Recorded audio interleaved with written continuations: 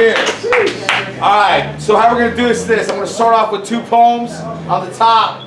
Then we get to our featured poets. We got touring poets tonight coming all the way from fucking Ohio. That shit's crazy. This is called Little Miss Melancholy and the Left Hand Pen. Okay.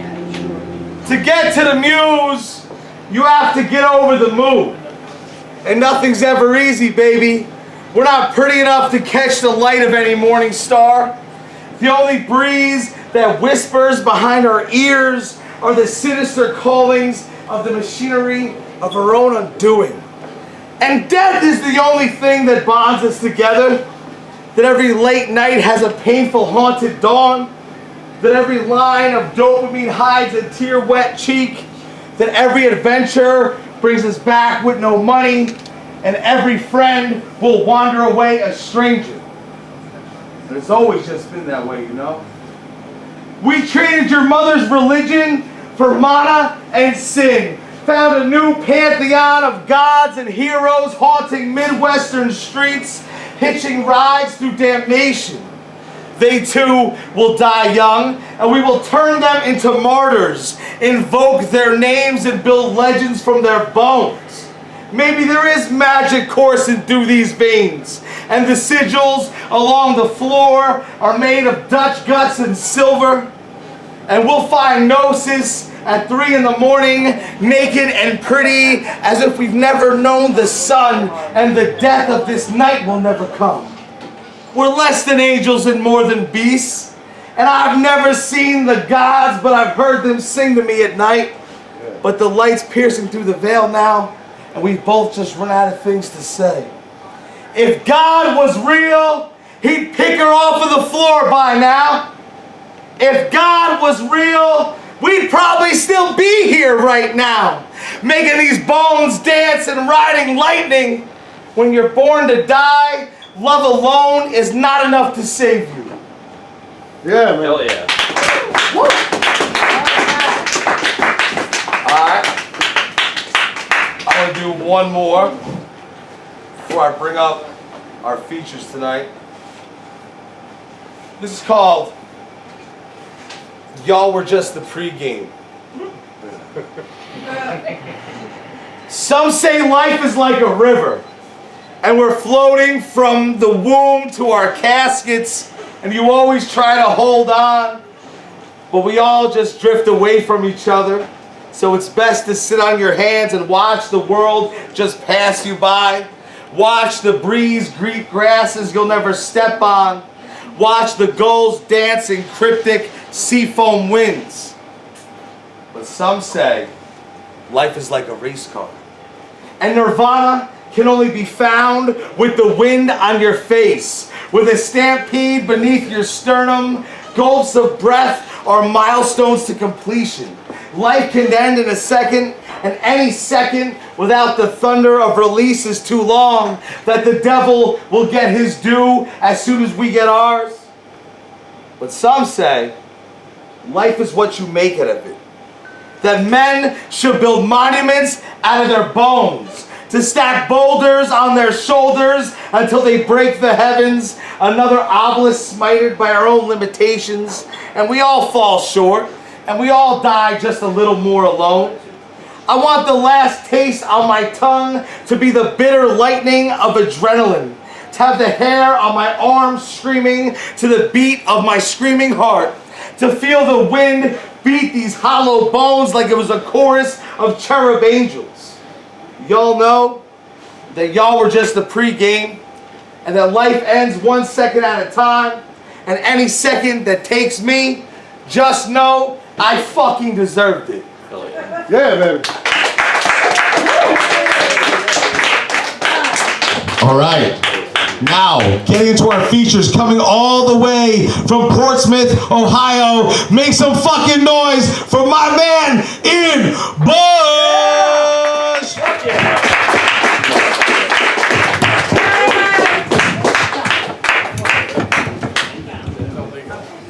What's up? I regret to inform you that I'm a cunt and use a pen name. My name's J.I.B. My pen name's J.I.B. My first poem here is from my first chapbook that I put out through with the EMP Press. This whole chapbook is about my hometown and just basically life in it. This first poem is titled Narcan.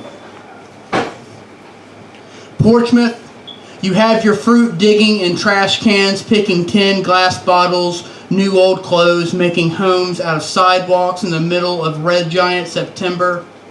We learn early, start day drinking by noon, don't stop until sundown, then night drinking till dawn, bellies at 8 a.m. begging for tobacco, vomiting all this dysfunction, but we're ready to rip off shirts, square up, prove who's the bigger man.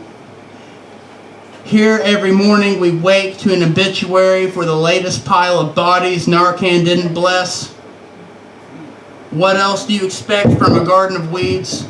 We're the only thing that will grow at rock bottom. Yeah. Yeah, man. We need technical support here. Yeah, well, you know. We need more duct tape. Right. Yeah, well, I'll tell you what. This will work. Alright. I'm not going to sit here and just read like fucking 15 minutes of fucking poems about my hometown, but here's another one. And then that'll be it. If you fucking lived there, you'd understand. It's a fucking white trash wasteland in the middle of Appalachia. It's actually, there's a little bit of, I need to give a little bit of background story for this one. For one thing, two things you need to understand about Portsmouth, Ohio before I read this poem is that it's absolutely the ground zero for the opioid epidemic. And also, like, one of, like, this hotshot fucking lawyer down there that was, like, big in local politics and whatnot, he was, like, sex trafficking women for, like, decades. It was kind of like an open secret amongst, in the town. His name is Mike Moran, and he fucking killed himself because he was about ready to go to prison, and stopped taking his heart medication, so he died. Yeah, but anyways, and also the longest prison sentence for drug trafficking is still this day a doctor that's mentioned in this poem. He got 4 life sentences. That's the longest, by a stretch, the drug dealer has ever gotten for a prison sentence, and it was a pill mill doctor, man. But anyways, here you go. Here's the poem. It's called A Comprehensive History of Portsmouth, Ohio. It started with Henry Massey, 1803. Then there was a flood in 1937. Legend has it only one person died, a pregnant mother. They say for every cockroach you see, there are 1,000 you don't. A factory opened in 1902. It made shoelaces. April 3rd, 2013, Megan Lancaster disappeared in a Rally's parking lot. She had a son. October 23rd, 2020, Mike Moran was arrested on 18 charges related to drug and human trafficking. They say for every cockroach you see, there are 1,000 you don't. Sometime in the mid to late 90s, the pill mills came in. In 2017, Billy Reinhart died of an overdose. In 2019, so did Tessa McNeely. They had 2 kids apiece. So far, I'm counting 6. Legend has it there were so many overdoses in the summer of 2017 that they ran out of places to store the bodies. 350 people died in the flood of 1937, but they only painted 1 mural. By 2017, the shoelace factory the one that started in 1902 became a hub for sex workers.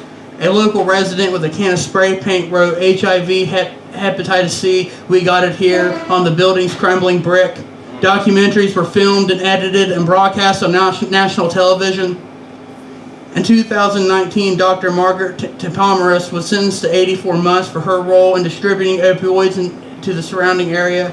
Dr. Paul Volkman was given 4 consecutive life sentences. On October 26, 2020, Mike Moran pled not guilty. You know what they say about cockroaches. Bessie Tomlin, Megan Lancaster, Billy Reinhart, Tessa McNeely, between the 4, they have 6 parentless children. In March 2021, it was announced that the shoelace factory, the one started in 1902, is being converted into a rehab. They cover the graffiti in white.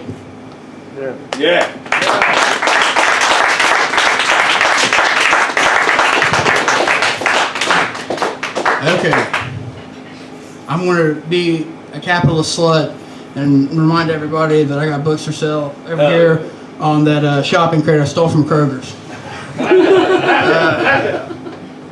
Okay. This one's called A Dead Horse. Have any of y'all ever prescribed Adderall as a child? I wish. Trying to get it prescribed now. Alright. I'm going to be right up on this fucking mic like I'm about ready to suck its cock or kiss it goodnight. You know what I mean? Alright. It's called A Dead Horse. You're a child and there's something wrong. There's always something. Always crying and never stops talking. The teachers say. The doctors say there's medication for this, and your mother says nothing. Your mother nods. A horse breaks a leg. Your mother fills your prescription. Your mother tells you to take by mouth twice daily on a full stomach. Only the horse takes a bullet to the skull. You, a child, there's something wrong. Always something wrong. There's a smell of vomit always and never crying or talking or sleeping, eating or thinking, nothing, only fragments, only vomit and medication and wrong. You were a child who was always crying and never stopped talking, and now you aren't. You avoid conflict any cost, the teachers say.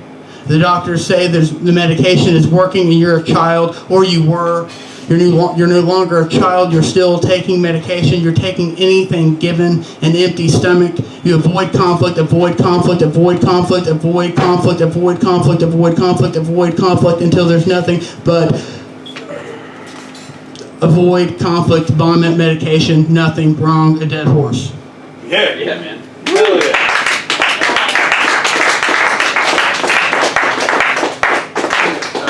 This poem and this last poem are both in this fucking book. I'm trying to talk to you people. Take a minute, they're gonna come in. This one, I guess, I don't know if y'all do trigger warnings here, but I guess this was one for incest and sexual assault. This is called, Can You Keep a Secret? If you have to bruise, it's best to do it under the skin. This allows for all the necessary pain in the blood, but you can keep it a secret. It was cold and the air was dry, and my friend told me her mom's boyfriend has his way with her and her sister, and maybe her other sister too.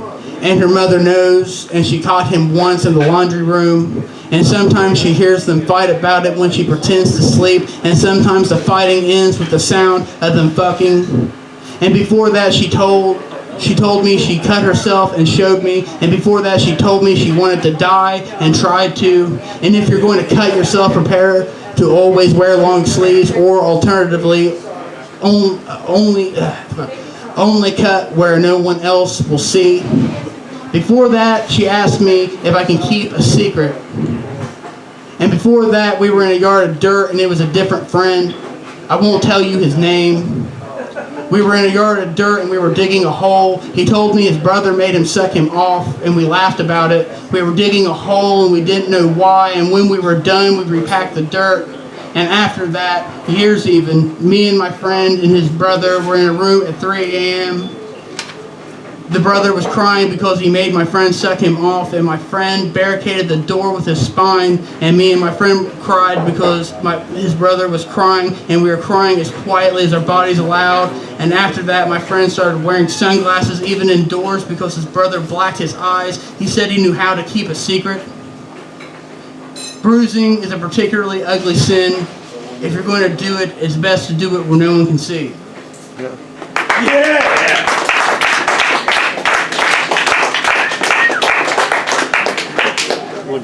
This is from a chapbook that I'm working on. The whole chapbook basically is about 21st century American culture and its consequences, basically, put it shortly.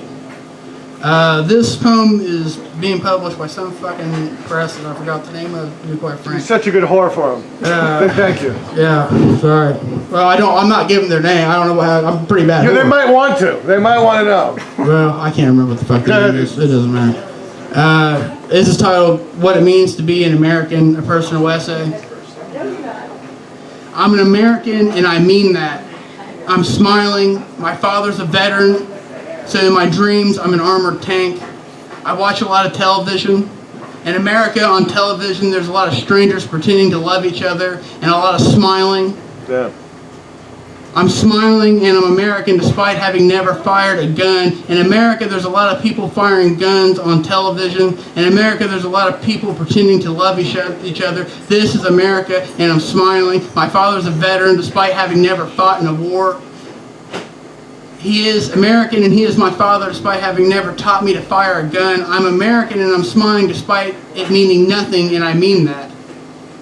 When my father was in the Army, they taught him how to shoot airplanes down from the ground despite there being none to fire at. They were pretending. America is a lot of pretending. America is a lot of smiling and a lot of firing guns, but nobody smiles when firing guns. In America, when someone fires a gun, they mean it. This is America, and I'm American, and I'm an armored tank. This is America, everyone's smiling, nobody means it. Yeah. How am I doing on time? Alright, this is a poem I wrote about Charlie Manson, but it's not really about Charlie Manson. It's about the prison industrial complex, or whatever the fuck you want to call it. This is called Charlie Manson and Violence in the United States Prison Industrial Complex and How They Correlate. How cancer cells form tumors, how if you beat a dog long enough, maybe it will learn to be loyal, how orphan newborns can die from being unloved, how Charlie needed a haircut, how the infrastructure is crumbling, how dysfunction breeds dysfunction, how we're products of our environment, how the part of the brain that tells an animal is being attacked and when it's in danger is necessary, how nothing prepares you for combat but combat, how fear is our power, how there's going to be a war, how Charlie said he did what he could with what we threw away, how sea turtles need to be able to fend for themselves from birth, how birds raised in labs won't build nests for their eggs, how children repeat whatever they see, how they believe what they're told, how tumors affect the body, how Charlie was born in prison and died there, how he asked an interviewer to imagine what it'd be like to be interrogated by the SS, how if you beat a dog long enough, maybe it'll learn to be quiet, how you take someone's power, how it's 10 p.m., do you know where your children are, how America has violence and drugs and what they plan to do about it, how we lock up and how we throw away keys, how a dog chained to a dirt yard learns to lie in the dirt, how caged rats will eat each other, how at this rate one day there'll be more of us in than out, how Charlie said every man in prison is his father, how children repeat and believe what they're told, how Charlie said he has many children and we gave them to him, how he asked an interviewer to imagine what it'd be like to be interrogated by the SS and what he meant when he said it, how a beaten dog sharpens its teeth, how nothing prepares you for combat, how sea turtles learn fear, how we lose our power, how cancer cells form tumors, how tumors affect the body, how dogs chained to a dirt yard will learn to lie in the dirt, and for how long, how there's always going to be a war, how America has violence and drugs, how we lock up, how we throw away, how a child repeats, how the part of the brain that tells an animal when it's being attacked and when it's in danger is necessary, how it's 10 p.m., how we don't know our children, how dysfunction breeds dysfunction, how the infrastructure is crumbling, and what I mean when I say that. More of us in than out. How if you beat a dog long enough, you'll see what happens. Yeah! Thank you all very much. Y'all are beautiful. Yeah. Keep it going for Ian Bush! Yeah. This boy's from always in Portsmouth, Ohio. Our next poet is a Jersey native and probably one of the hardest working motherfuckers around. He's head of Between Shadows Press. Make some noise for Tohm! Bakelas!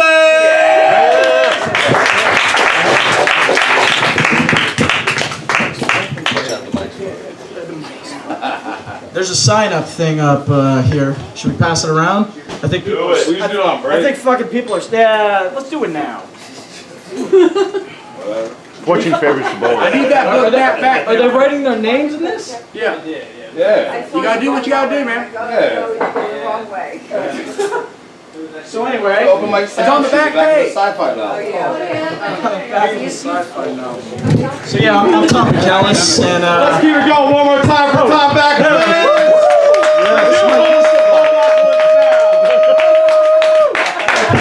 so yeah, like Damian, thanks. Give a round of applause for Damian. I mean, he constantly puts this shit on. Yeah.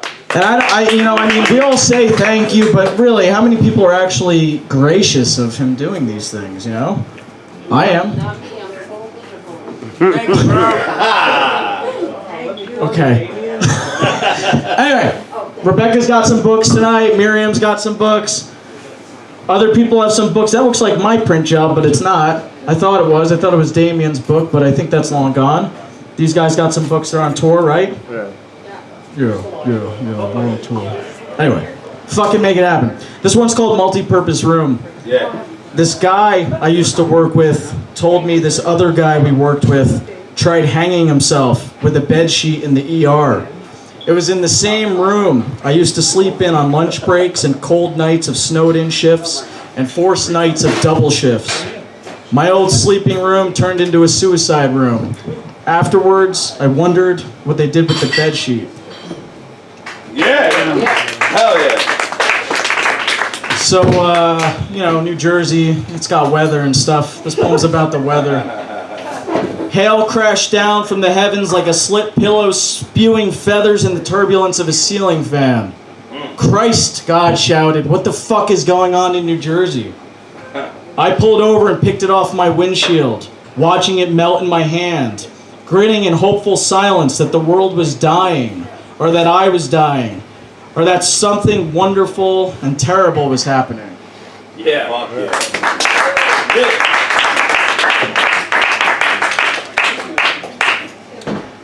We're going on tour. Cord, Damian, Rebecca, and I. Yeah. I think there's a guy coming with us. I don't know though. I heard he might be picked up in Pittsburgh. Anyway, I'm 32. I'm gonna be 33 in July. This poem's called "I'm Turning 32." 5 months and 3 days ago, I gave up balancing my checkbook. The bills, like the poems, come and go. Memories aren't what they used to be either. Retreating inward hasn't felt very good for a long time. There comes a point when the abstract holds no value and all meaning is lost. Perseverating on morning doves once served a purpose. Seek shade in the coming days. There's rain in the forecast, I can feel it. Kill the lights and find religion in a paper bag. Yeah.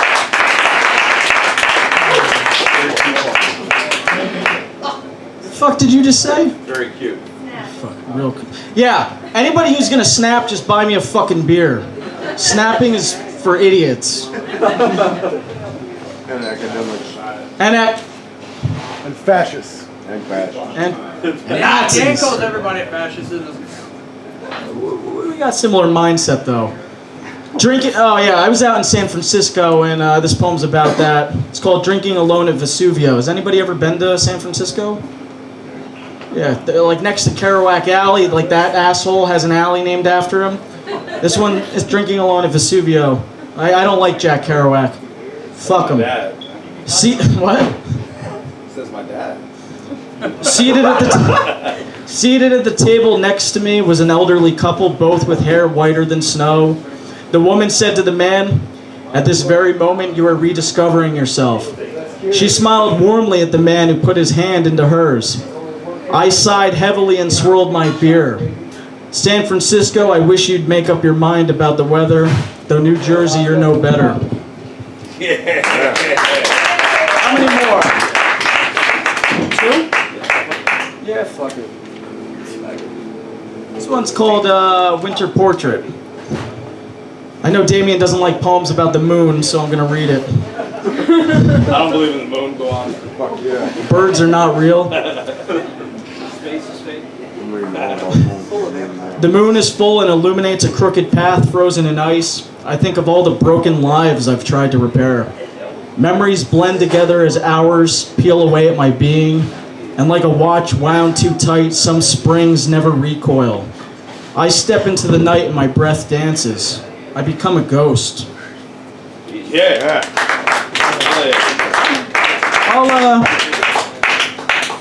I'll read 2 more if that's all right. Mighty fine, sir. Okay, let me just find which 2 I was gonna read. A little nervous. I got touring people to my left just sitting there staring at me like I'm a fucking mannequin in a store. I was thinking fresh meat. Oh, that's even better. Now I'm even more excited. This one's called "The South Will Never Rise Again." Hell no. Amen. Amen, that's right. Vernon Sherman. South will rise again. Hold it down for top. The South will still never rise again despite your outlandish remarks. Anyway, behind clouds, the sun appears like gray-orange smoke. It snowed last night, but you can never tell. Autumn leaves frozen beneath ice smile like lost lovers in recurring nightmares. Men die, but their poems live forever. Yeah. Fuck yeah. And this is the last one. It's called Untitled Poem. Under a blanket of wet leaves, I set fire to the night. Crickets are silent as the highway sings sad songs. Sleep offers no relief. The night burns into morning. Clouds upon clouds upon clouds upon clouds block out the sun. A white sky with no breakthrough. I watch you step out of your car like I do every day. Today is different, yet somehow the same. Like a weird deja vu, but your hair is shorter when it was longer. Yeah. Keep going, Tohm Bakelas. Yeah. All right. This next poet had a chapbook come out today called "I'll Never Bother You Again," but that shit sold the fuck out. Yeah. Yeah. Make some noise One day, for what the Rebecca Weber.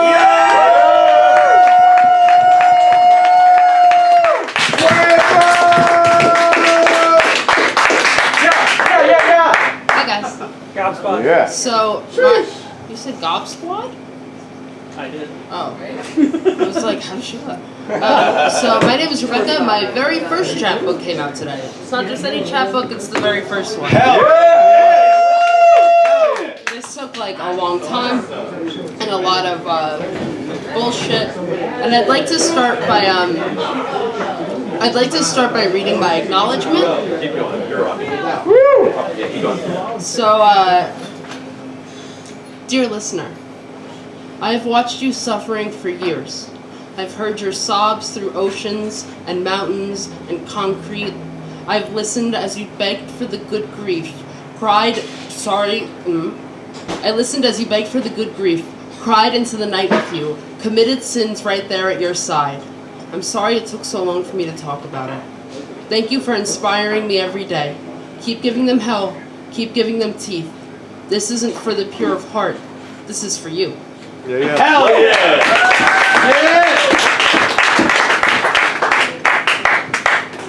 Yours truly, the crocodile. Yeah.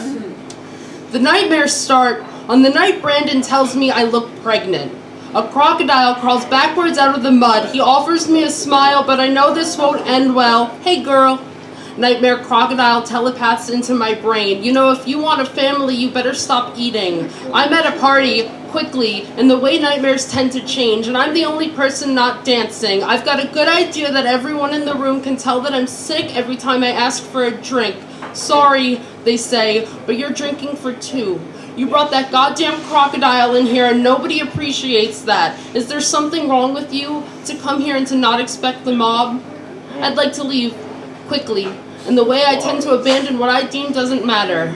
The crocodile is right on my heels now. He's grown human hands. He's faster than me. I know this won't end well. The crocodile pins me down. He unties my shoes. He spits in my mouth, and right before he lets me go, he always reminds me that I always get just what I deserve. I'd like to wake up now, quickly, in a way I never have before. Ready for the day and whatever comes of it. Ready for whatever I deserve.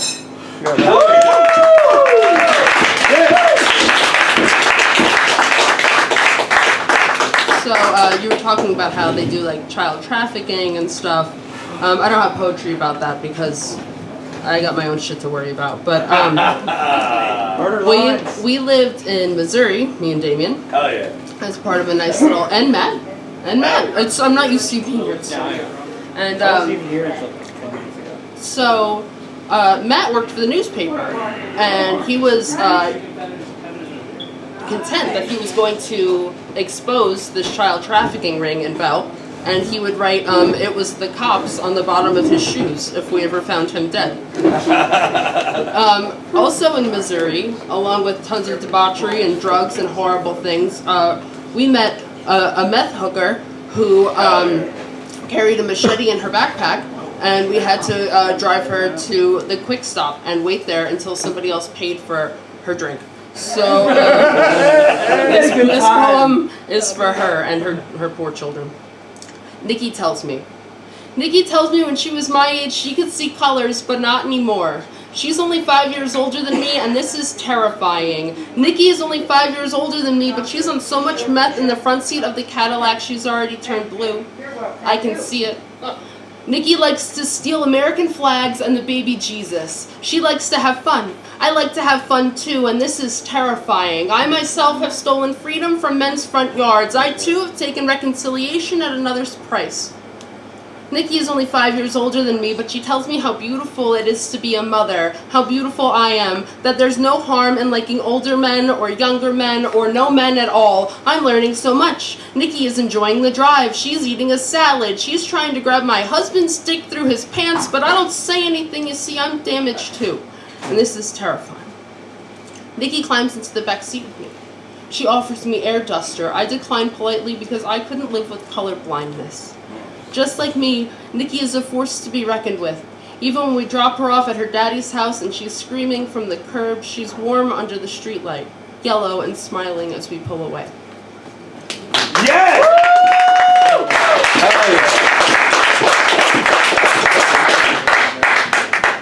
Did anybody here go to Catholic school? Oh, yeah. Oh, yeah, woo! At my Catholic school at St. Jerome's in West Long Branch, we're just going to shout them out. They're fucking, it's a cult, it's horrible. We would do this horrible Christmas play, and long story short, like, it was a really big deal to be chosen to be Mary for the play, and they chose me because I think they felt bad that I had really horrible parents, and I said no. And this poem's about that. This poem's for Matt and the whole Catholic Church. And we've chosen you to be Mary, and I don't realize it then, but that's the moment I become a fortune teller. An oracle. I have predicted my own future. I will never be the virgin, the maiden. I will never be approached by angels and unafraid. I will never be the mother of mothers. I will never step on the snake. No, thank you, I say. And the shock and horror on the nuns' faces cements my decision. Mary never said no. Mary said yes. God asked the world of her, and she said amen. Mary's mouth knew how to form the alleluia. Mine couldn't make such a shape. When God asked me to be a woman, I said ask again later. Never yes, never amen. I'd like to do the lights. I'd like to hold the spotlight above the archangel as he ruins another girl's life. As he reminds the audience that no good news comes from men in the middle of the night. Mary scraped her knees, throwing herself on the ground for him. Not me, I decide. I'll scrape mine, kissing the pavement and sucking cock. I will do anything to make sure I am not God's type, that he doesn't choose me, that nobody chooses me. And just like that, I'm never chosen again. None of my prayers are answered. No men come with good news, ever. I stay a girl behind the spotlight and never grow into a woman in front of it. Just a snake, a warning of what happens when you begin a life with no. Yeah!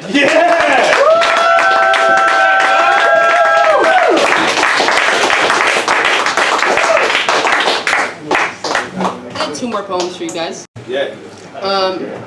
This one was also published in Capgrass. How the fuck do you pronounce that? Capgrass, yeah. And that's a syndrome where you think that somebody's replaced by a doppelganger. Yes. I've worked with it. It's real. No, it's a very real thing. But that's just a very weird thing. Hey, listen, you submitted, and I accepted. So when we were in Missouri, I met a very nice young man who didn't believe in depression and wouldn't let me just like wallow in my bed. So Damian would go off to work during the day and he would knock on my door until I'd answer and he'd be like, get the fuck up, we're going fishing. Or some fucking hick shit. And one day he was like, no, we're doing like the ultimate country day. We're going to get fried okra, we're going fishing in my friend's pond in his front yard right by the highway, and then we're gonna go shoot guns. And I was like, fucking cool, I guess.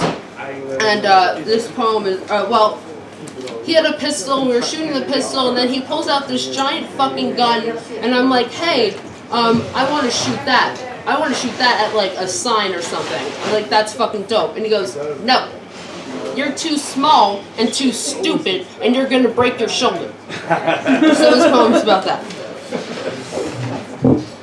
My mouth is becoming the shotgun I was once too small and stupid to hold. The broken shoulder healed. This could have been a love poem, but now I just want revenge. Give me the gun, and I'll sing for us both.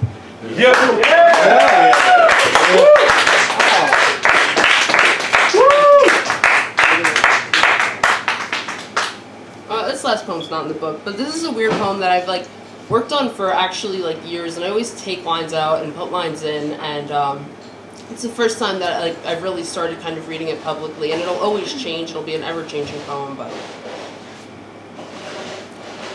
To be a birdcage locked from the inside, to not wash hair, to hold communion in a closet, to do drugs in public in the morning, to quiver, hunted under the dogwood, to both hold a dead child and be one, to not look to the hawk in the sky, to be ugly and drunk and out of place, to perform rituals of dark magic and manifestation and alchemy, to carve sigil into skin, to scare the church, to relapse in the vein of Isaac Newton, to relapse again unlike a genius, to make the conscious choice to live a life heartbroken, to know you're not worth it, to whistle in the dark, to crawl on belly into the low entrance of hell, to sing another to sleep while bloodshot, to be lost and to not even know it. I'm guilty. I'm guilty. Yeah.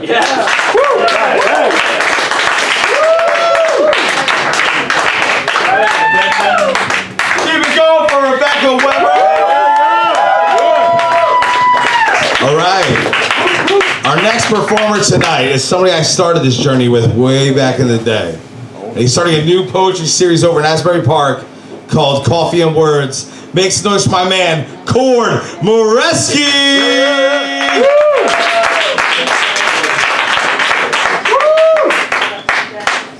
Show us the permits or it's not real. What's up, guys? How you doing? So before I get started, I just want to say thank you, Damian, and thank you to everybody here. Fucking please tip your bartenders. Buy some books. Help these guys get to the next place. That's like shit's really important. Anyway, I'm gonna dedicate this first poem to the touring poets. So when I was a kid, I used to love wrestling, WWF. And my brothers and I were latchkey kids. So when my parents weren't home, we used to like beat the shit out of each other in middle school. And basically, you know, my dad would work these like 15-hour days. You know, he'd come home, sit in his chair, and I think you know what's gonna happen in that fucking chair. So I want to dedicate this to you guys, okay? This one's called Slobber Knocker.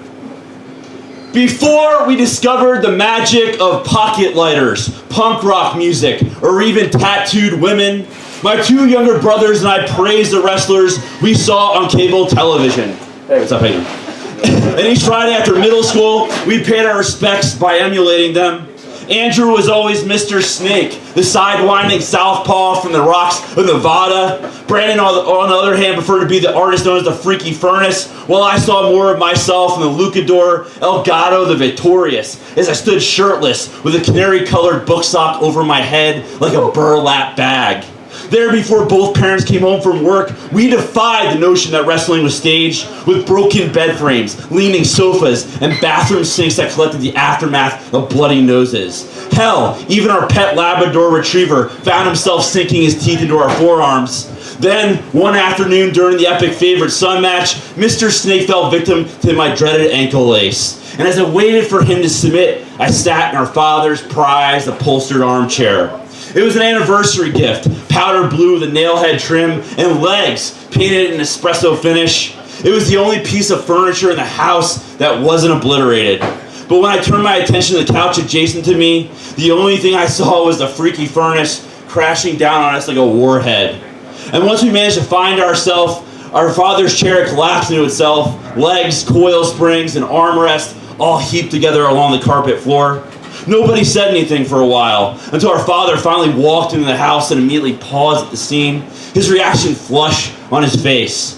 "Who did it?" he demanded. "I want to know right now, who did it?" We each looked at each other, and in a desperate plea, we had no choice but to tell the truth. It was the dog, we confessed, our tails dropping between our legs like smoking revolvers. Thank you. Yeah. This is an oldie. This one's called Aubrey. My parents had... How you doing? My parents had just killed the bedroom lights when I decided to sit on the porch after supper, listening to Let It Be by The Replacements, and sipping on Fat Tire in a broken beach chair. It was the only... I'm sorry. I'm fucking... This mic's fucking me up, dude. Sorry, I'm tall as shit. I'm just gonna read this shit. Sorry, buddy. Do it! Fucking... It was September, and all that was left in the shore town were locals and the subtle hints of autumn in the ocean air. That was when my little brother came out and introduced me to Aubrey. He told me that he met her back when he was 6 years old.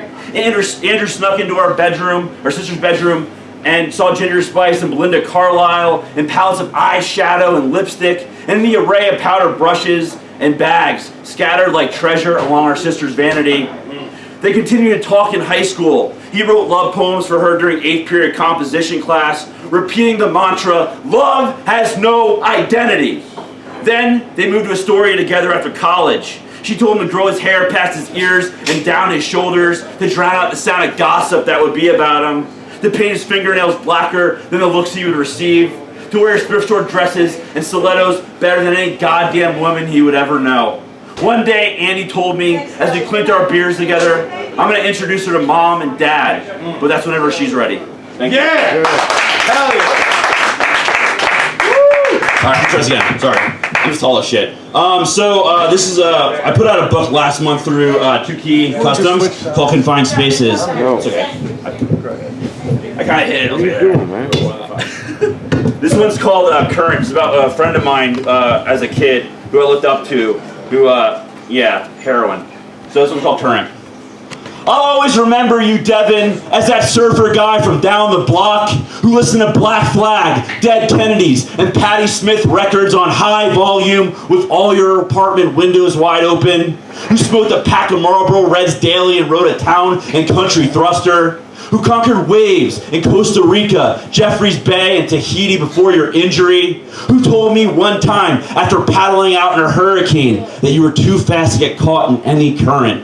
I'll always remember you that way, and not as a stranger 2 decades later, with track marks on your arms and the skin the color of stormy weather, begging people for loose change on the curb in a Sunoco parking lot, in hopes of just one last ride as the current slowly pulls, eventually carrying you back out to the streets.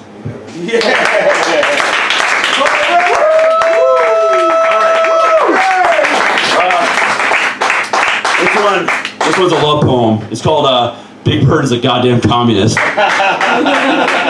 Big Bird is a goddamn communist, says the drunken fool at the other end of the bar, nursing the same beer he ordered a few hours ago. And I think about you suddenly, whenever we're on the phone, and the conversation's being hijacked by the topics of pedophile islands and deep state agendas, cancerous windmills, and JFK coming back from the fucking grave to let freedom ring.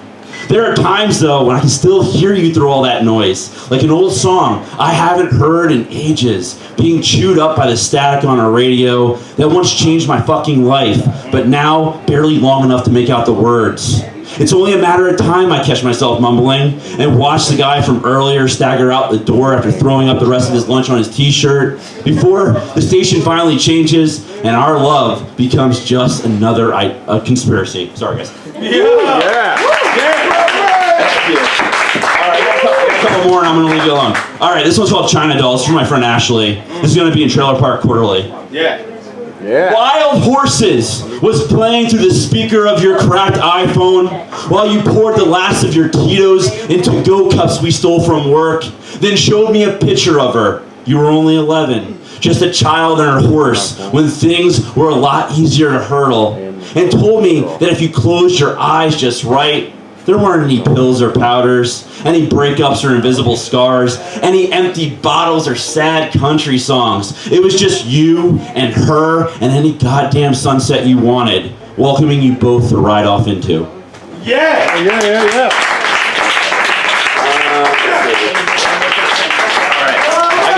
got 3 more, guys. I got 3 more.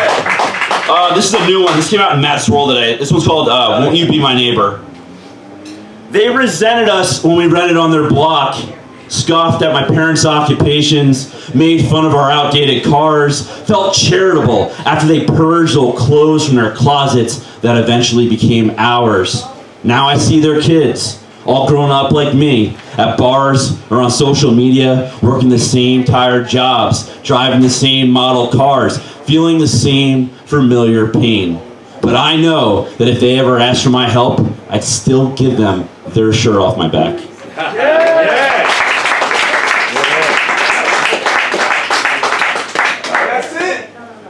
Yeah, I'll do one more. That's it.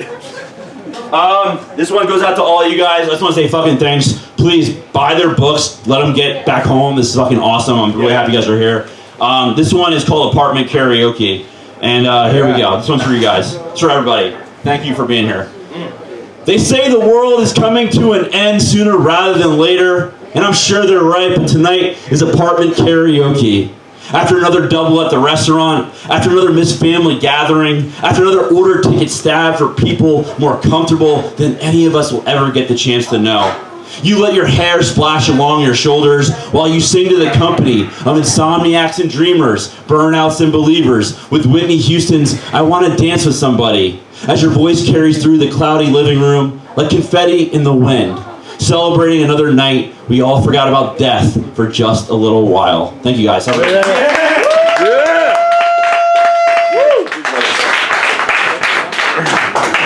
Keep it going with Moreski. All right. This next poet is a dear friend of mine. He's a publisher, and we have a project together that we re-released the other day. Yes. Called Former Lives of Saints. Yeah. Make some noise for my man, Ezhno Martin! Yeah! Get him out, easy. Look, I'm getting uglier by the second, so I'm just gonna jump in this. And no clapping, ever. You don't want to applaud who I am and what I represent. Do what the fuck I want. This one's called Dope Sick Crack Stop Kansas City Capitulation Coma. Yeah. I'm hurting, hiding behind the fast stop, colloquially called Crack Stop at the crack of dawn at 39th and Warwick in Kansas City, hoping to score a little black tar heroin so I can get high just one last time before I go to hell. I ain't really been alive for a long time now. Mostly just waiting around to die, but it feels like I've been dead. Like I've been dreaming in this whiskey piss-soaked coffin bed for 4 years. That I exist in people's minds as more than a memory when really I had a funeral on I-70 East, somewhere between St. Louis and Car Crash County, Ohio. It feels like my record has been skipping and the needle is just digging deeper and then I can't get up again. And speaking of broken records, I'm pretty sure I have lost all capacity for human emotion. And speaking of needles, here I find myself back in Kansas City with a fresh BD-27 spike in my back pocket. Dope fiends know what I'm talking about. And they know that orange cap is a fucking shining beacon of clean that a bar of soap can't fathom because it never had to consider collapsed veins and sepsis. And anyway, I'm behind this building. It's 8:30 in the morning. I'm drunk puking. I drove here drinking. I got a BD-27 in my back pocket and I just want to get high one last time before I go to hell. And I'm back in Kansas City ostensibly to kill myself because sometime about a decade ago, I was happy. And I was shooting dope and it was good shit and I bought it behind this fast stop. It feels like I've been driving for 4 years and slowly tightening circles trying to lose sight of myself so I can start a new life without him. But I'm not alive anymore. At least it sure don't feel like it. And I'm standing behind this fast stop, hoping the sun will come up today, hoping that I'll stop feeling dead and start being dead today. Needing dead dope men to show up on white horses to sell me black tar and chauffeur me to the laundromat bathroom to shoot up at that perfect 6:30 a.m. sunrise eternal summer so I can be high one last time before I go to hell. And I mean happy. I mean not a care in the world, barely breathing, feeling beautiful under fluorescent lights one last time. I'm telling you, if that dope man don't show up by 9, don't make it 10. Fuck it. If he's not here by noon, I'll just go inside and I'll buy me a bottle of MD 2020 with 40-ounce Old English and maybe a couple Four Locos. And I will make total destroy on everything and everyone I encounter after kicking the back door in and taking the front door out. until the police show up and finally take me to hell. Yeah! Fuck it! What I told you about clapping? Because I'm about to launch into a series of poems about my ex-girlfriend, Yeah. who I still talk to, but I haven't tried to call her in 8 years. It don't make sense. Exact figures on the anti-climax. Oh, fuck this microphone. Exact figures on the anti-climax of just laying back and taking it. Kelsey, I'm supposed to say Samantha now. It's not right to actually say your name in public. Samantha, there are 63,243 holes in my ceiling, and I feel like I'm losing all capacity for human emotion. There are 130 and 2/3 tiles, crookedly and amorously applied and painted white, hanging over my head every night, and you hang over my head like an amateurish application of fidelity. On each of the 130 and 2/3 tiles, there are 22 rows and 22 holes. That's 484 holes per tile. That's a lot of damage, Samantha. I like to wallow in the thought that I have a lot of damage. 130 and 2/3 multiplied by 484 is not technically 600,243, but some more exact figure that doesn't quite make sense in words and only exists in a long string of decimals that I have rounded up to complete an abstract conceptualization that quantifies insurmountability. Technically, the holes aren't in my ceiling. I don't have a ceiling. I live with a woman who looks like you. And I sleep in a separate bed in the basement every chance I get, but she wakes up to go to the bathroom several times a night, and sometimes she finds me, and she has sex with me, and I stare at her ceiling while she bounces on my cock, which, because she looks like you, is a concrete Frankenstein. And I count the holes, I count the rows, I count the tiles, but I don't count the days since we last spoke, Samantha. And I'm only addressing this to you because I don't believe in God, and this is a prayer to feel human emotions again. I need a Holy Ghost, and I made you so much holier than the woman I used to know I named you after. Samantha, there are 63,243 holes in my ceiling, and I feel like I've lost all capacity for human emotion. Samantha, you are the only constant in my life besides alcoholism. And both of you have done one hell of a job of convincing me that I really can't live without you, and that people only hurt me. Damn! Yeah. Yeah!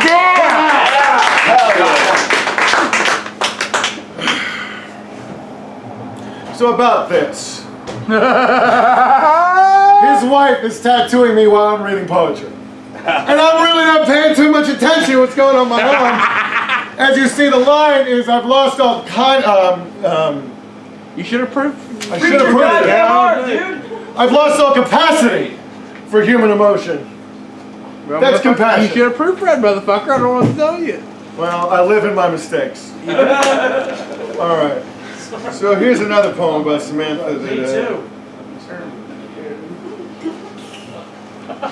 I was wondering if you noticed.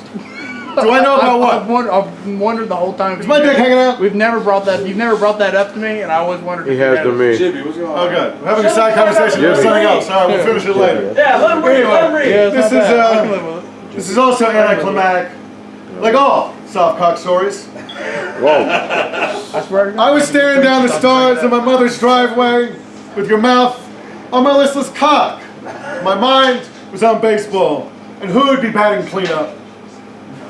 You were determined, but so was I, to fly away to Orion's belt and live on sexless stars. But you wanted something resembling concrete, and you'd be damned if you couldn't conjure my Frankenstein fuck. Despite myself, my dick got half hard, and you mounted me, and I swam through memories from back when this moaning imperative meant something. But then Zach Greinke's ERA rescued me, while you tried to resuscitate my erection, and I allowed myself to say Samantha over and over again, wishing she was on YouTube so I could see her in motion. And then you surrendered. Back to the driver's seat. And I got out of the car. I went inside under my sheets. And I replayed the fraying memories of being in love as my cock crawled back in my body, hoping to never be seen or heard for again. Yes! Woo! Hell yeah! Let me just sit back through this pile of paperwork here. It's fine. I'll figure it out eventually. This is dungeon music. Yes. I moved back in my mom's basement. It's a great place to drink beers and piss in the empty cans. Pretty sure I'm spilling on both ends, you know, but there is a certain consistency to coming up short. So I say there's a science to me burning up because I'm always left some portion of empty. There's a song I like to sing. It says, I don't deserve this. And I got it on repeat, a 3-minute beer and still be ready for the refrain routine, and it'll probably take me years to figure out its sarcasm. Right now, I'm stuck on feeling sorry for myself and doing everything in my power not to remember that I had chances to change that. I got this new girlfriend. I met her on the internet. She's a sorry excuse for a human being, and so am I. She carves help into her chest, right above her breast with her dad's buck knife once a week. The blossoming scar is an ugly, unripe purple an inch deep. It's like a blister that won't pop. That's how you're living inside me now. Sometimes my mom catches me face-fucking alcohol and she chases me out of the house screaming. I try not to listen, but I think she's saying something about a future she'd hoped I'd want to have. I'm just trying to figure out where to go from here. I'm still stuck in the same place I was when I ran away from you in Chicago on a middle-of-the-night Greyhound, knowing I have to start a new life, but completely unprepared for contemplating how. The most sense I can make, I've stolen from this new girlfriend. She says that when she was 12, she used to invite pedophiles to hang outside her window in the hopes that one of them would lose their minds and break the fucking glass. Yeah, I walk around in the bad part of town with my shirt off in the middle of the night. No one has taken the bait yet. And I'm not ready for a better plan. Damn! Hell yeah! By the way, this book beer is not for sale, but if you buy me a beer, I'll give you one. Shit, I need two then. I need two. Yeah, I want to clear something up, by the way. We're not on tour, all right? What's going on is that I'm from the North Shore Long Island, and I found an excuse to come out to this part of the country, and they're basically traipsing my ass around so I can read for 2 nights here. How you doing? So yeah, we're tourists. We're not on tour. It's a difference. It's the same verb. The fuck am I reading? Oh, this is a perfect segue. So this poem is called, this was my last one. It's called Drunk Driving is Not an Extreme Sport. Now you see, the nature of shame is that you want to stop. And that you wish you wouldn't have, but oh gosh darn it, you just can't help yourself. And I have this habit of face-fucking myself with alcohol anytime I got a long drive ahead of me. Kids, please realize that this isn't cool to be driving down the highway, doing like 100, weaving between lanes, because suddenly you got convinced that getting to your next detour has the same consequences as a cannonball run, and you know, maybe that Corvette's got 3 times the engine you got. Well, you have 10 times crazier than he is, and you will run that motherfucker off the road if that's what it takes to get to the pot of gold first. Last weekend wasn't the first time this year that I got home and didn't remember anything past pissing myself in the gas station. This time, I was knock-kneed and pinching my dick like a sad 6-year-old. And everybody was watching me, and I tried to shuffle outside, but ended up slipping on the trail of used beer I was leaving. And I got up, with guns a-blazing, throwing potato chips and subterfuge, cover fired, and I crawled to the front door, hopped in my car, drove into traffic with my driver door still hanging open, laying on the horn, deciding that this was a Bonnie and Clyde situation, and red, or even red and blue, shouldn't mean stop right now. And waking up in the passenger seat and the search for the keys in the front lawn is a routine I always regret having to go through again. Kids, it's not cool having no idea where you've been or how the fuck you got home. I laugh at so many near misses, but swerving till I wake up to the sound of rumble strips on the shoulder, that always fills me with the dread of being lost and hoping that I'm not the source of someone else's loss. I mean, I don't remember hurting nobody. And I have no idea where all the dents came from. It's easy for me to say it'll never happen again until I'm drunk, distracted, racing a train across the tracks, and horny. It always starts innocently, you know. I see some shimmering lights off in the distance, the city I've never been, on a highway that's been dark for hours, and I tell myself I'll have a beer and a burger, right? Yeah, you know what that is. But I always have the beer first, and that turns into 3 bourbons, and you know, by then I'm just planning my next stop on my phone. Just 20 minutes down the road, it only has an hour and a half to the whole trip. Yeah, and then I'm drunk, and every bright light and bumfuck means more alcohol. So I stopped to pick up a 6-pack at the Come and Go Jizz and Jet Break and Beat gas station. I always plan my own drink inning, except the first one while driving. Kids, drunk driving is not an extreme sport, because the only prize is surviving, and the only guarantee is that you will fail the fuck out of the drug test. All right, thanks, kids. Hell yeah! Fuck it here on you. Woo! Fuck it. I need booze. Keep it going for Ezhno Martin. We got one more feature for tonight. He's the powerhouse from Ohio, the author of $100 a Week Motel. Make some noise for my man, Dan. I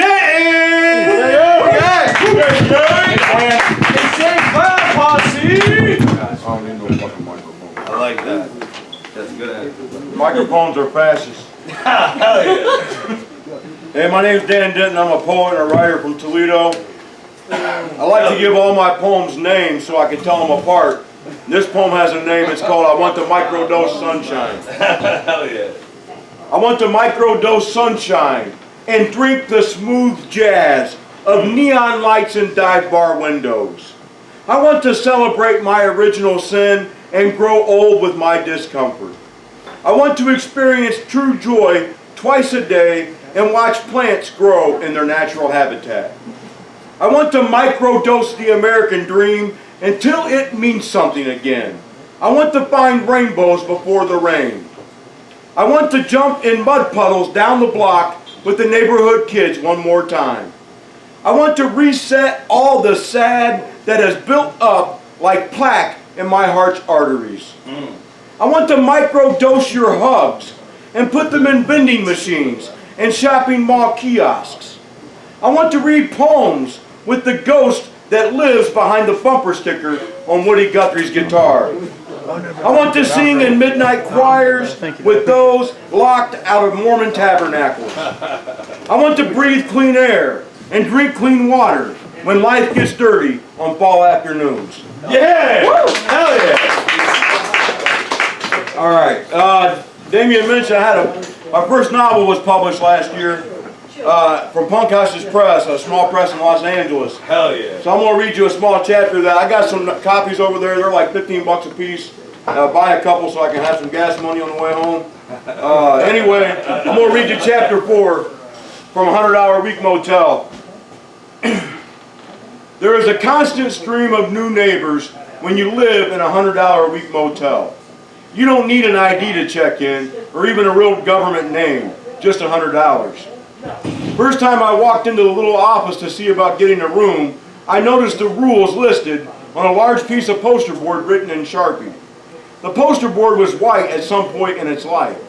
It was yellow then, with curling corners burgeoning against pieces of tape so old that they'd lost their adhesives twice in the last decade.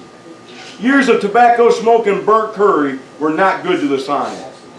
Rules written in poor penmanship and poor sentence structures by American junior high school standards.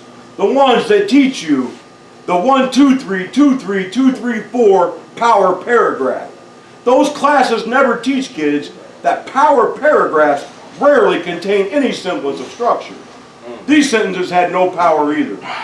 No allowed diving at pool, one rule said, but the pool served only as a puddle catcher and garbage collector for many years before my tendencies. How can that rule have any power when even the almost criminally insane that frequented the premises would never consider diving into a pool so bereft of anything considered fun and relaxation that it had long ago become embarrassed about being called a pool? $100 a week hotel. Hell yeah. All right. I do have some chapbooks over there too. The green chapbooks are a printout, basically, of my poetry set from tonight and tomorrow night that I'm reading. They're like $5. Get a copy or not, steal one, it don't matter. I'd like to dedicate this poem to my man Damian, our wonderful host. It's called The Midwest. Where we wear our work ethics like prideful chips that sit on our shoulders. Where Jesus still has a lot of influence in political elections. Where blue collar is a compliment. Where commodities prices are read on the radio every day at 5 p.m. Where country music is the king. Where beer is mass produced. Where the American flag is viewed as a holy relic. The Midwest, where I was born and raised and where I have spent most of my life. Where I have driven past so many abandoned factories that I've lost all faith of there being labor unions in heaven. Where I have lost so many friends to overdoses that I have become convinced that there is heroin in heaven. If America was a hand, the Midwest would be the callus on the palm just under the index finger. If America was a pair of boots, the Midwest would be the laces that hold them together. If America was human, the Midwest would be its heart and soul. Yeah. All right, so I grew up in a small town called Mattoon, Illinois. Town about 25,000 people, and they had 3 government housing projects in that town, and I grew up in one of them. And I wrote this poem about that. It's called Big Green Electrical Box in East Rudy Dreams. When I was a kid, we used to play on this big green electrical box. We tagged it with pink spray paint one summer, and another I laid behind it with Kay. And after smoking a doobie, she gave me my first blowjob. The big green electrical box would come alive and hum as window air conditioners battled the summer heat. I think those electrical currents got in our brains and upset our rhythm. Half of the group that hung around the big green box ended up hooked on drugs. 2 of us never made it out of those projects alive. Another died at 30. Others barely lived at all. I wonder about Kay sometimes while I finger a 15-year sobriety chip in the front pocket of my Levi's. Did she ever find happy moments? Or did she wind up drinking off-brand cola with half-finished crossword puzzles and weeks-old National Enquirers, sitting on a coffee table in front of an old console television blaring daytime game shows just like her mother? Does she have kids, a husband, a job? Or is she still chasing East Rudy dreams under ancient window air conditioners? Is she still riding a bike down to the community market that used to be a Will Walker's grocery store 30 years ago when we were kids? Is she stuck there in Illinois, in the cornfields, 2 hours from the closest anything? Does the big green electrical box still come alive in the 600 block of East Rudy? Or has it been silenced, removed, forgotten, like a child's dreams of rising above poverty? Yeah. Yeah. All right, this is going to be the last poem I read tonight. I want to say thanks for Damian for hosting us tonight. 2 more. All right, maybe 2 more. I'm going to read this one next either way. But anyway, thanks for coming out tonight, letting poor broke factory worker from Toledo come read you some poems. Hell yeah. This poem, thank you. This poem is the title poem to my first ever chapbook that came out on EMP Books in 2018. It's called Bury My Heart in the Gutter, and it's probably the poem I've read the most in my life. Hell yeah. How much longer will I have to endure cable television and paid infomercials? How much longer will I have to endure 24-hour news channels? How much longer will I have to drive through small towns with clean streets and rows of American flags? or drive through suburbia with its shiny cop cars and shiny cops carrying shiny guns? How much longer will I have to live counting down the days until they put planet Earth on the endangered species list? How much longer, I do not know, but when the end comes, bury my heart in the gutter. Bury it where the pimps and the street preachers work, near the corners where junkies and hustlers share space. Bury it in an alley behind a dumpster, or under a bridge where the stray dogs live. Take me back home, where $3.75 will buy a bottle of strong, cheap wine. The gutter, where I found the people that God never loved. The gutter, where I learned that crack cocaine is both the devil and the angel of life. Where I learned that fucking and fighting are the coping mechanisms of damaged people. And that there's nothing softer than the maternal instincts of a kind-hearted whore. Where I learned that when you have nothing, there is freedom. Where I learned that hell is a real place and you don't have to die to go there. Where I learned that I am more than my addictions. And where I learned the most valuable lesson of all, that the same motherfucking moon that shines on Wall Street is visible from the gutter if you're just wise enough to look up once in a while. My friend, you may not understand, but when my nightmare ends, bury my heart where it first came alive, right smack dab in the middle of the motherfucking gutter. Yeah!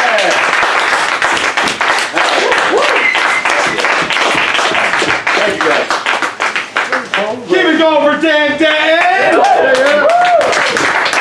Let's make some noise for all the features tonight. For Pam and Sammy taking care of us. We're going to do a 10-minute break. In the meantime of that break, buy drinks, sign up to the open mic list, buy books. In 10 minutes, we'll do the open mic. I'll see you guys then. Somebody bum me a cigarette. Thank you. Hi. Hi. Hello, Miriam. Hey. Hey there. Hello. Hey, you. We met. Fuck yeah. I was just taking notice of that. Senior year of college, I have nothing left to lose of myself.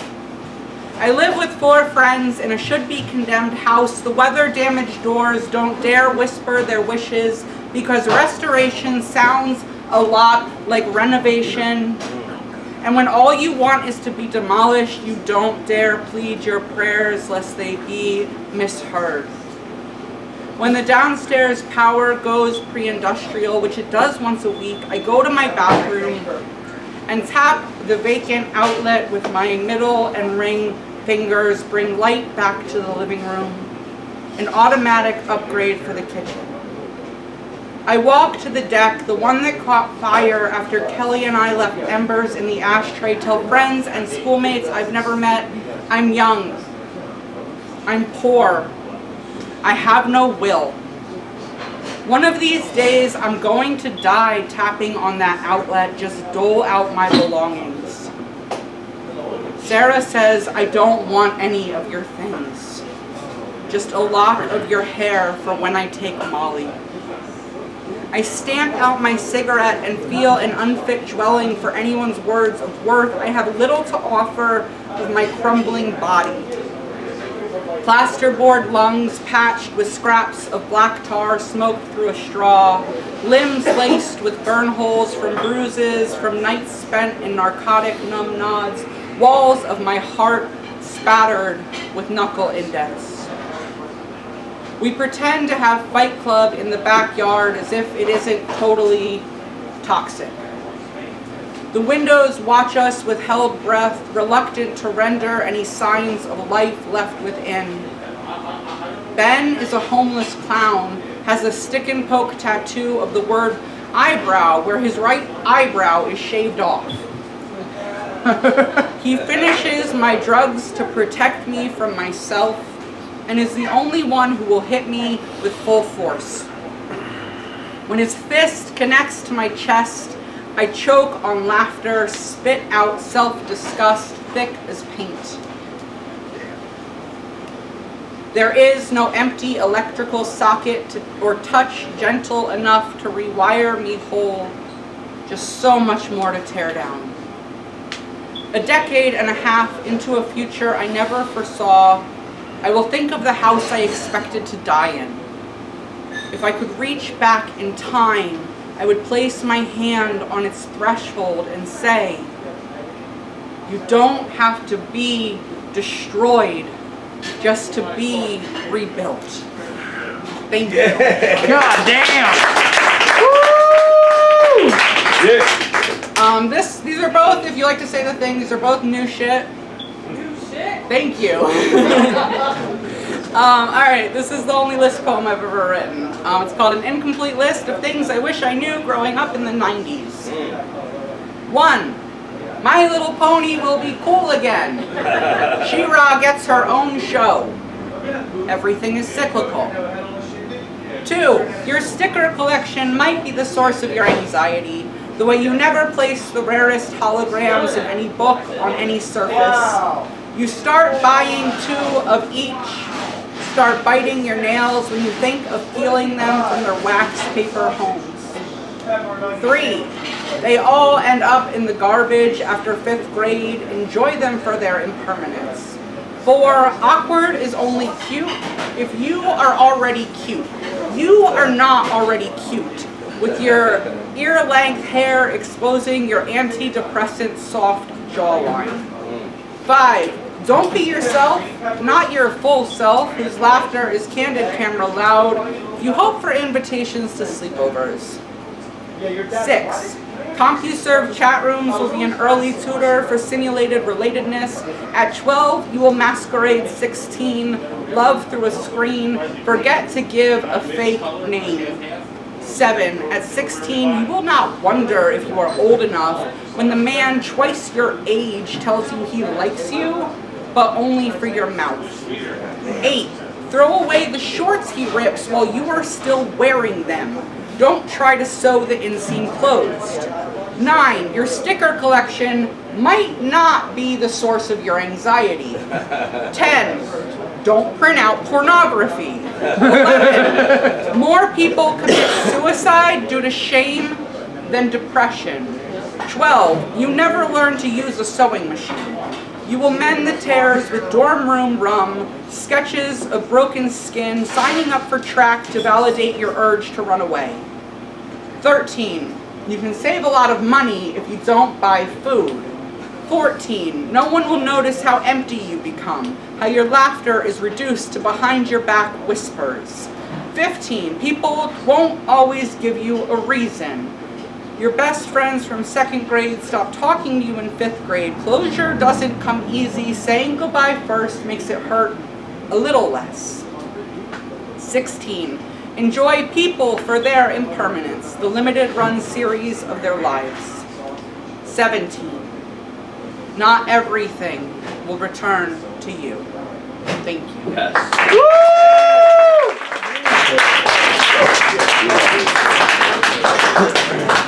Keep it going for Miriam Kramer. Yeah. All right, our next open micer tonight, everybody please put their hands together for Melissa. Yeah. Very sorry.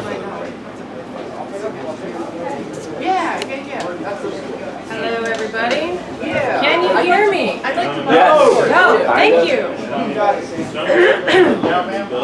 How about now? Yeah, sorry, I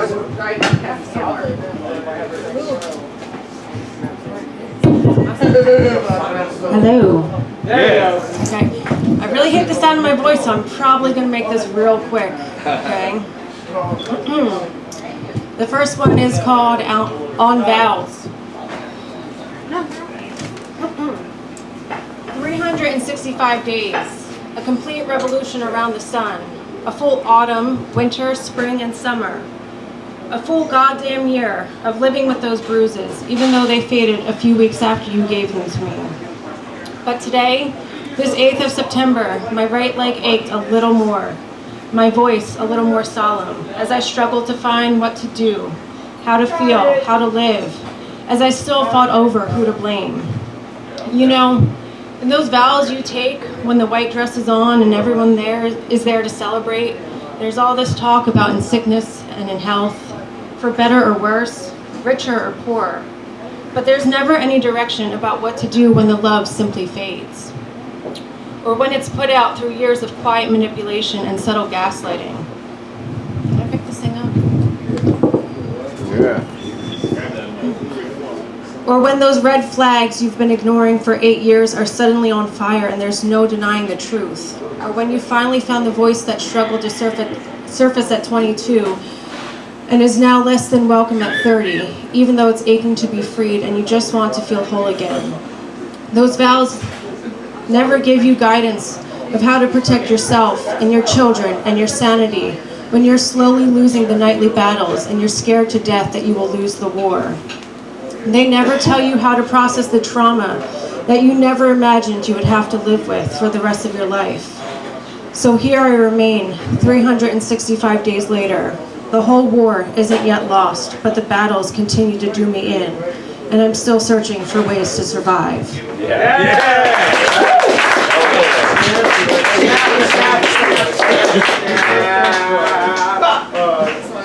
The next one is my 3-foot army. Pipe down over there, it's okay. It's better if they don't listen. The ghost of you sleeps next to me in this king-size bed that was once overcrowded by 2 and now seems too big for 1, but perfect when accompanied by 2 small children. And it taunts me in my waking life as much as it does subconsciously. Unable to cross the imaginary middle boundary, I stay to the left side.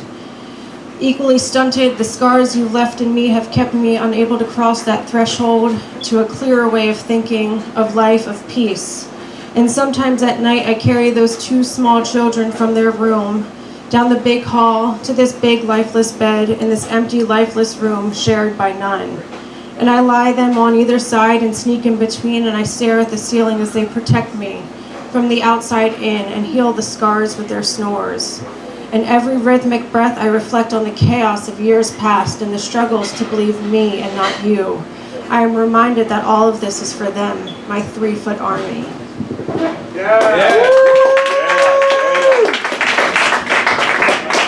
Moving on. Forgotten amongst the clutter. In search of something I have since forgotten, I find myself aimlessly digging through boxes under the sink of my second bathroom. I come across containers of jewelry boxes filled with old necklace charms, single earrings that no longer belong to a pair, perfect pearls never worn, lost and forgotten silver and cheap gold. And there, amongst it all, a single black velvet box. Instantly I know its contents, and for the first time in over a year, there's no hesitance as I open it. Inside there are 2 rings that should be on my finger but no longer fit. A thin, simple band with small diamonds. An engagement ring that's lost the heirloom stone, a warning sign long before the demise of all that I knew. With a gentle nonchalance, I handle the rings, and for a brief moment, as I stack them together, I remember what it was like to wear them on my left hand.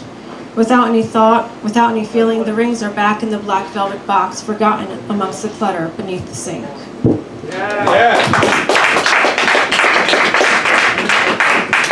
And lastly, here is the next morning. The next morning brings a sun that struggles to rise from the ground. The next morning brings a sun that fights to shine through lines of clouds painted across the sky. The next morning brings frost that covers windows as the temperature drops 30 degrees from the day before. It brings the smell of burnt toast that wakes me from my post in the kitchen as I struggle to keep myself awake from a sleepless night before. It brings a brief moment of peace while I wait for the butter to melt and wonder if today might be better. It brings an earth-shattering crash back to reality as I'm greeted with multiple fires to put out before I've even gotten dressed. The next morning brings the haunting truth that the wind has blown away garbage cans, dead leaves, strategically placed Christmas decorations, but it has left me here in the aftermath.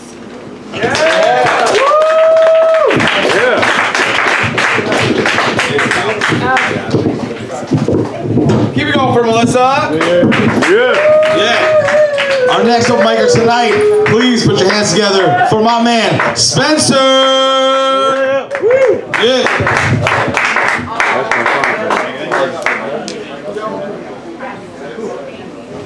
Didn't know there was an open mic part of this, so not my best material, but Spencer, yes. I got a few haikus and a few new free forms I'm experimenting with. This one's picking up an ex after her sick dog died.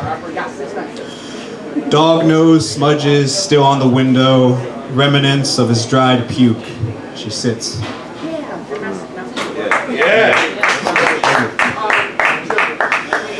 Only loud waist deep. After lifeguards go home, she breaststrokes past waves.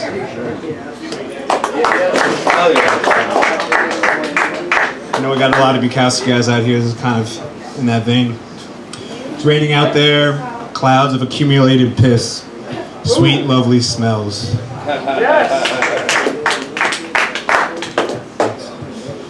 Slurring homeless man, carrying 3 pizzas, gives one away slurring. Nice. Talks about mailing days, moonlit mornings, empty roads, all to herself.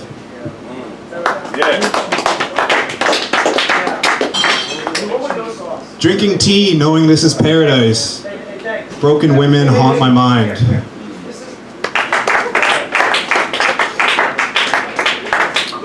I feel like this one can go both ways. Feeling less and less important. Cicadas heard first time this season. Hey, I want to buy that from you. Just take it, man. Okay. I appreciate you. No problem. Last second call, her voice a song, probably because she's high. A lot of people here have been to hell, so some people can relate to this. I'm thirsty, just got out of hell to summer streets. My drink stores both closed. Feeling at wit's end, these short poems falling dry when that's all that's left. Alright, here's a free form. Give me a minute. Don't die. Here's a short free form, not the one I was looking for. Neither of us showered, blood on white comforter, dead hermit crab in a beautiful shell.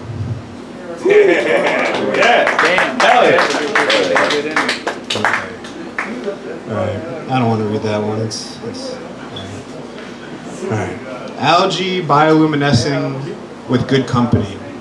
A large halo around the moon, the only break in downpour and wind.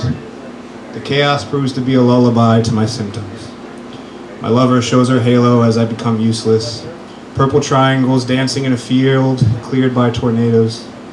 Unsure if I radiate bioluminescence as my body overheats, either that or chills. As the universe becomes a plaything, is there any truth to this path?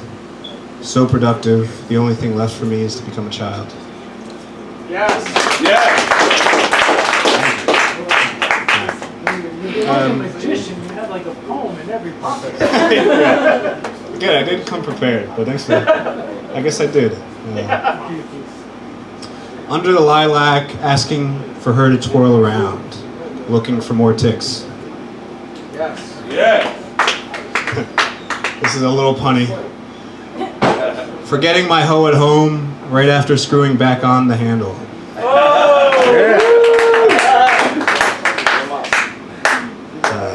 A nice little lunch. Jess cares for lunch, sharing them. He brings back some local strawberries. It's nice having a few little nice poems, you know? Large vanilla cone, racing to lick off rainbow sprinkles while it melts. Man asking me for drugs, then money, now rides a plastic light-up bunny. Street fairs, you know, they're crazy. Hell of a place to be. Bunch of guys in a bar, quick glances, walking in, nothing but more guys. That's all of us. Yeah. That was a vibe, to be honest. Like, it was pretty bro in there. Yeah. Every time walking past the graveyard, she's on her way to him. We talk.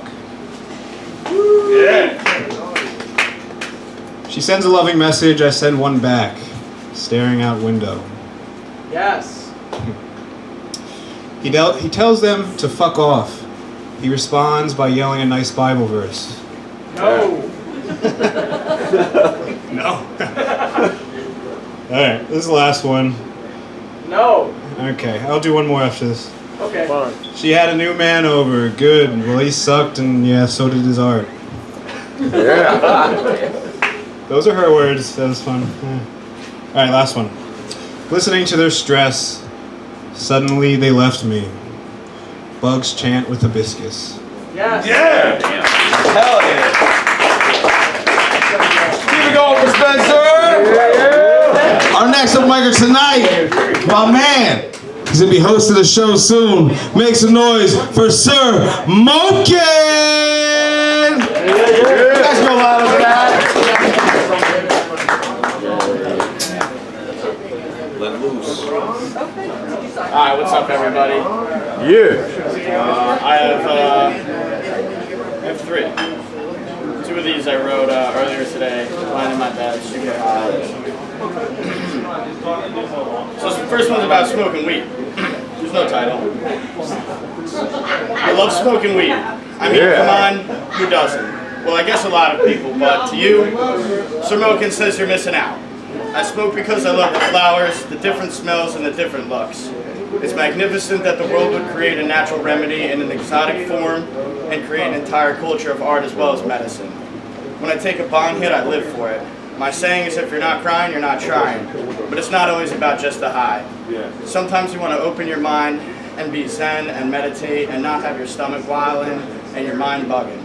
Sometimes it's a tool to help cope and literally make your body feel better, and not all the time, but sometimes. To help get you closer to your inner spirit and things like that. The art side of it is crazy too. People rolling life-size smokables and Star Wars characters, creating glass sculptures worth more than people's houses, and it's all pure passion. Not that other art isn't, but for me that glass is just something incredible. That's the first one. This week has been one of the fucking worst weeks I think I've ever had in the 23 years I've been alive on this planet or realm or whatever you want to fucking call this plane. And I've just been really stressed. This is what I wrote. Lately, the angel and devil on my shoulder that yapped in my ear have taken a vacation. I think they knew how bad it was going to be. Right now, I have two jesters on my shoulder, and all they do is make jokes about my life.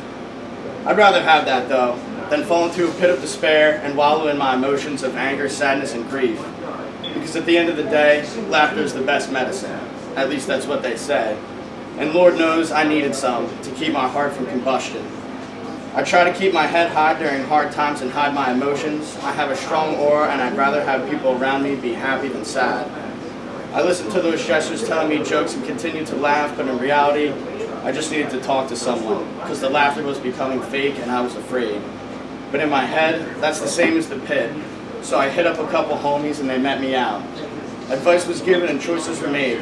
Thank you to the homies, and remember, no matter how much you think your life is a joke, the punchline is that's the real joke, because we're all special and we will get to wherever there is. We will get there wherever that there is for you. You're gonna get there. Thank you. Keep it going for Sir Moken. All right, our next micer tonight. Hold on 1 second. Oh no, now I know it. Make some noise for Steve Z. Yo, but the question is, did he sign himself up or did I sign him up? I wasn't even trying to say it. I signed him up. Good for you. Hi. I typed this one in my phone a little earlier today. Speak for it. So I'm just gonna fucking do it. Yo, It probably needs some editing, but I'll do it. I'm supposed to run a race tomorrow, early, and probably pushing a weight of at least 1 kid plus stroller. Don't ask me why I'm competing. I'm not much of a competitor in the contest since, but I'm told and I've heard the concerned whispers. It's a very important race, 2 years in the making, one that may have a real impact on the rest of these uncertain days, my neglected health, mental and other, the topic of, I guess, in numerous ways. I've been counting down and trying to reason with myself about all sorts of these types of surface and layer things. Don't ask me why, but instead of obtaining the needed rest or in preparation, attempting to learn how to stretch these out-of-season legs, I'm drinking cheap beer here with you. Poets, brawlers, robbers, cowards. I'm mixing up an implied reference to weights and another. I thought it was going to fit, but this is usually where the unraveling begins. Just beyond the middle. So, well, whatever. Never mind it. I was just thinking about bottom of the world, and for some reason, why I like robins. A rain cloud in my eye, and I'm lost. What good is the race if we're always running? Every day running from existing, but wanting to reach, approaching something ungraspable. What has running done for any of you in this dreary room? It's been said and quoted before, I'm not the first to feel it. This rush to the bottom, we're all destined to be broken more and swollen, born with death and defeat already inside, hustling not to die with the taste on our hungered, hustling not to die with this taste on our hungover tongues. I know this type of reasoning doesn't do anyone any good. I'm supposed to run a race tomorrow, but don't ask me why.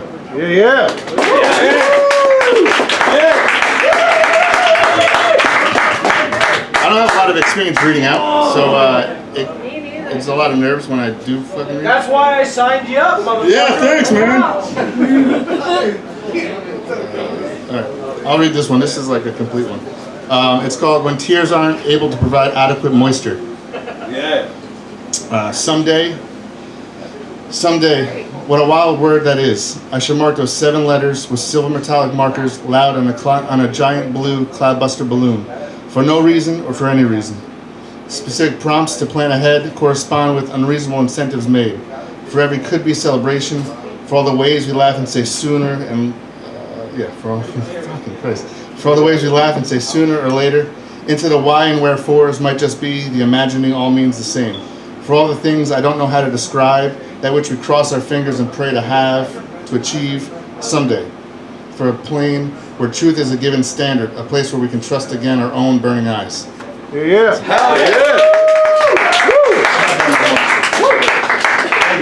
Let's keep it going for Steve Z. We have one last open micer tonight. Fuck yeah. And he's the smoothest dressed motherfucker here. Make some noise for my man, Andrew DSBs. What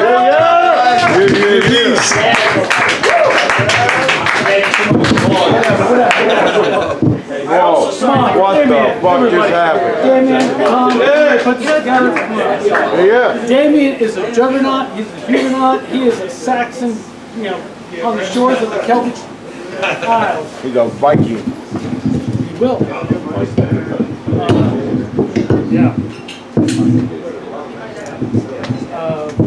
Okay, I'm going to start this off with a song. I got a litany of texts one night, 3 in the morning, from a friend who said, Princeton House did not stick. Fuck radical acceptance. I'm getting the band back together. This band is PED, post-ejaculation depression. Write me a song, Word Boy. So here it's a love song. It's called I'm Going to Hunt Down and Kill All the People Who Ever Hurt Me. Spent the night digging graves. I'm not courageous, but each shovelful brings me closer to that way. You need sleep. I know what I need to do. You'll never rest until they repay their debts. Grab the last tools you gave to your ex. Take the gun your mother made you an offering with. Pile them in a trunk on top of yearbooks, family trees, and diaries with puffy unicorn stickers. I have an idea, but not a clue. I'm going to hunt down and kill all the people who ever hurt you. There'll be a night when you'll drift to nod, your head buried in my chest, smile on your lips, knowing there, deep under the dirt, all the faces of those who ever made you wet. And we will wake in the morning eyes to the sun, raise a middle finger to a God as if there really was one. I take to the road, coffee and revenge in my veins, circle on maps, waiting to be X, Spanish Inquisitors atrocities listed in diagram, waiting to be checked. An anatomy textbook, pages saved with ribbons of blue. I'm going to hunt down and kill all the people who ever hurt you. In the morning I set out, I leave a note on the fridge. You'll see it when you come back from therapy. I know what you have tried. I know you would have tried to stop me and talk me of forgiveness in the high road, but my mind is on the crooked path, and I'm making sure I have made 2 graves. I'm going to hunt down and kill all the people who ever hurt me. My time here. This explains why I'm here alone tonight. It's called Dating Profiles and Discouragement. So this is a spot where we try to employ pithy platitudes and pop cultural ephemera as stand-ins for a well-manicured and mediated online persona. Sure. Maybe use some trite corporate team building or cult training masquerading as human potential seminar. Icebreakers. What 3 words best describe you? Do not resuscitate. What is your personal mantra? Kill everyone now. And if you know the reference, you're divine, and you'd love to shoot the shit with you. How would your friends describe you? Either the life of the party or the ghost of the feast. I get those two confused. Maybe talk politics. I find the personal is political, and like the Tony Hogan poem, I take everything personal. And I try to convince everyone else to take it personal too. I'm more socialist than socialist, volunteer, get cuffed at protests, bud my lip at family dinners. I try to be open to people who don't share my political point of view, but being apolitical or apathetic is more anathema than being a hardcore capitalist. Or how about when I talk about what I'm looking for in another person? Someone who can bring about an Anne Sexton afterglow and a Leonard Cohen afterworld. Invoke Nina Simone's I Put a Spell on You with a knuckle crack and a crow feet smile. Someone who can talk me under the table and drink Christ off the cross. Someone who isn't looking to be completed or better, yet someone who knows that another person cannot complete them. Someone that embraces the fact that our very existence is haunted by an emptiness that we all must learn to tame or pay tribute to as a way to live with a chasm in our own character. You know, someone who's down to earth. Who knows? We are fickle and flawed beings. We think we want one thing, but once we get it, it turns out we want something completely different. Or what looks good on paper and the algorithm spelled out in the stars doesn't work out in reality because people aren't formulas, and yet chemistry is everything. Maybe all we can do is navigate and tolerate by someone. Maybe all we can be is navigated and tolerated by someone with a curious and omnivorous mind. Someone who finds the negative capabilities of life to be a positive. Or not. What the hell do I know? I've been told many a time, once at knife point, okay, I was holding a knife to my own neck, but still, knife point. That I am intense, annoying, exhausting, and too weird to live. Weird to live. And this last one is in This last one is in a book that Tom was so gracious to publish. It's called Restrictive Covenant. It's sold out. Don't be so modest. Another sold out. It's sold out. There we go. Fucking 30 minutes is sold out. What the hell? I bought them all. That's all. That's not true. He's a liar. I am. Thank you so much. So this one, it's apropos because it actually came true recently. It's called Time Waits for No One. Left Waukegan at the slamming of the door, bangs like a coffin lid in a hurricane. Chains of love sneakily forged into shackles of demands. The binds that tie cut the blood flow to hands. Fickle finger of fate tingles on pins, needles, and trigger of the gun. Big Bang was a mistake, but so is the solid state. Nothing lasts forever. Nothing is the only constant place.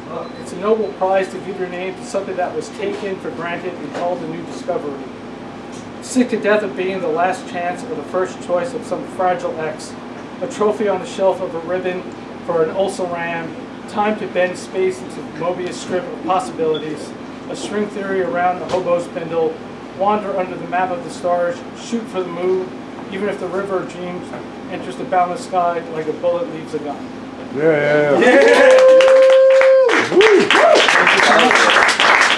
Keep it going. Come on. Keep it going. Alright guys, that was Poemacalypse now. Make some noise for the features tonight. And to the open micers. And to My Way Cafe, Sammy and Pam took care of us tonight in a great way. Maybe we'll do this again. Tomorrow night, we'll be in Matawan. This is the New Jersey Poetry Renaissance, and as always, I need somebody to bum me a fucking cigarette. Thank you guys.